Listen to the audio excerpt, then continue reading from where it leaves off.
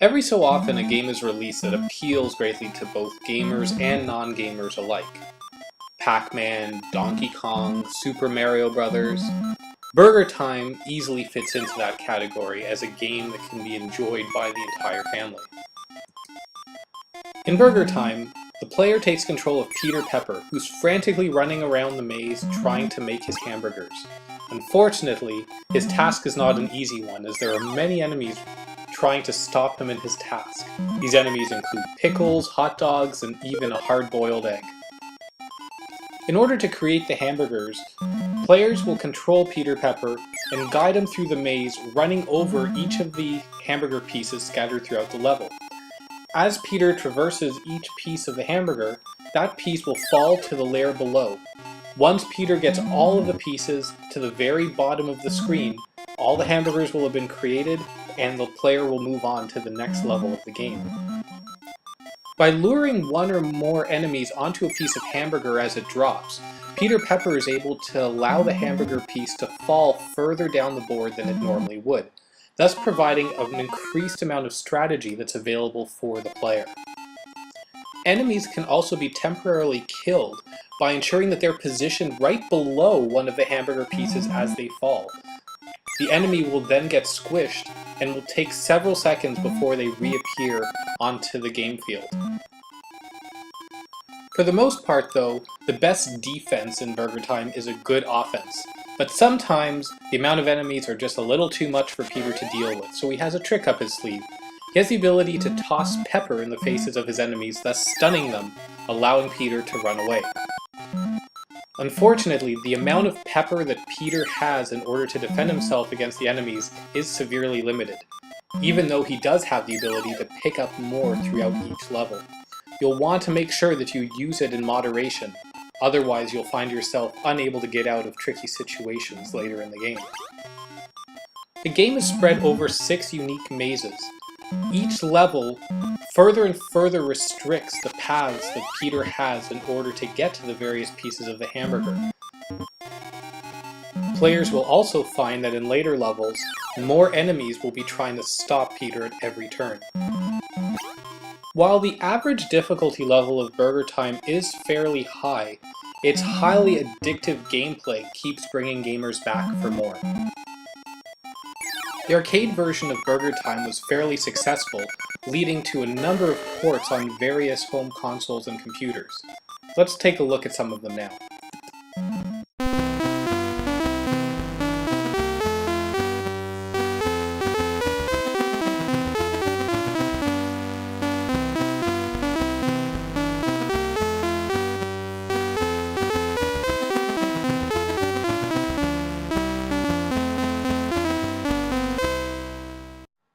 The first port that we'll take a look at is BurgerTime on the Commodore 64. Over the years, the C64 had some very respectable ports of many classic arcade games. Unfortunately, this isn't one of them. At first glance, the graphics themselves don't look all that bad. However, when you take a closer look at the animations, they're actually fairly laughable, especially when the characters are moving up or down the stairs. Look at them flailing their arms as if they're running in terror. While the layout of the levels in this port are not identical to those of the arcade version, they do fit the game properly, unlike other ports such as the Atari 2600 version of Pac-Man, which felt nothing like the original arcade version. The overall gameplay experience from this port doesn't quite match up to that of the arcade version. First, the difficulty level is severely reduced. One of the reasons being that there are much fewer enemies trying to chase you on screen. Second is that the overall speed of the game has been toned down. For me, one of the most fun elements of the original arcade game was luring enemies onto your pieces of the hamburger before letting them drop, thus having those pieces fall further and further down the board. Unfortunately, for whatever reason, that strategy was fully removed from the Commodore 64 part. You can have an enemy standing right on the piece of hamburger that you're pushing down, and they will not go down with the hamburger. No matter what happens, you could only get each piece of the burger to go down one level at a time. In the end, I have a real hard time recommending this port of BurgerTime. While it looks like a lot of the elements of the game have been maintained throughout this port, the fun factor just is not there. While the original arcade game was extremely addictive to play, this port can be quite boring at times. Let's take a look at one of the other ports available for home system. No, don't worry, nothing happened to break YouTube. This is actually what the Atari 2600 port of BurgerTime looks like. So let's talk about the graphics in detail for a moment. The character animations are what bother me the most. Peter Pepper himself looks pretty decent, as well as the hot dog. The other characters are extremely questionable. The egg is just this blinking white rectangle. You have a blinking red rectangle as well. I'm not sure which enemy that's supposed to represent from the arcade, as well as this single yellow line jiggling back and forth, chasing Peter Pepper throughout the level. I'm not sure whether that's supposed to be the pickle from the original arcade version, or if this is potentially a new enemy being a French fry. Fortunately, I do not have access to the original manual for this game, so I don't know what the developers were intending.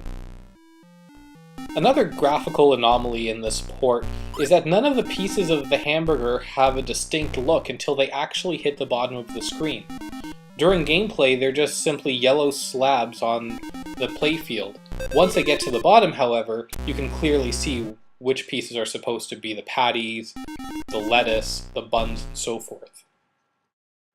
On the sound side of things, I'm actually fairly impressed that they seem to have kept a good deal of the music from the original arcade version. At least the main theme does play in the background. The music, however, does have a tendency to cut out when other sound effects are played, and it can take a few seconds before the music starts to play again. The other sound effects aren't all that special, but they do serve this port well. Regardless how the game looks, the gameplay is actually quite fun for this port. It fairly accurately represents the gameplay from the original arcade version. Unlike the Commodore 64 port, it does retain the strategy of allowing Peter to drop the hamburger pieces at a quicker pace by having one of the enemies standing on that piece as it falls. It's a very nice addition to have that capability back into the game. The game control is also quite responsive. I never had any problems moving Peter Pepper around the various levels or throwing pepper at my enemies to keep them at bay. I don't have any problem at all recommending this port to fans of the Atari 2600 system, however it's definitely not the best port available. My personal favorite port to play is that which exists on the ColecoVision. However, we're not going to take a look at that today. The last port that I want to show you is potentially the most accurate home port available, and one that I believe that any BurgerTime fan should have in their collection.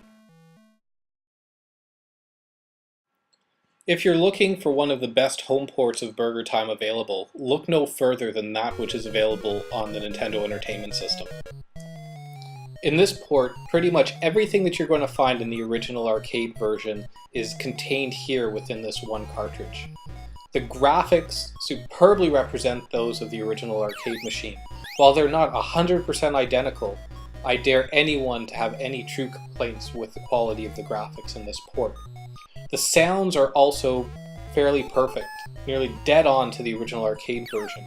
From the music playing in the background to the sound effects of Peter Pepper running across the burger pieces, as well as throwing pepper at your enemies. All of the arcade's original 6 levels are also accurately represented in this port. There is no change in layout between the levels. The difficulty level of the original arcade game is also very well represented here, but fortunately it also maintains the same addictive playing qualities, ensuring that you'll keep coming back for more. But all of these various pieces come together to create what's most possibly the best home port available for BurgerTime. Fans of the series should definitely check out this version. For those who don't have access to the NES version, I would highly recommend checking out either the Atari 2600, ColecoVision, or even the MSX ports. Well, that's about all the time we have for today. Thank you very much for watching this episode, and I look forward to bringing you more ports in the future. Take care.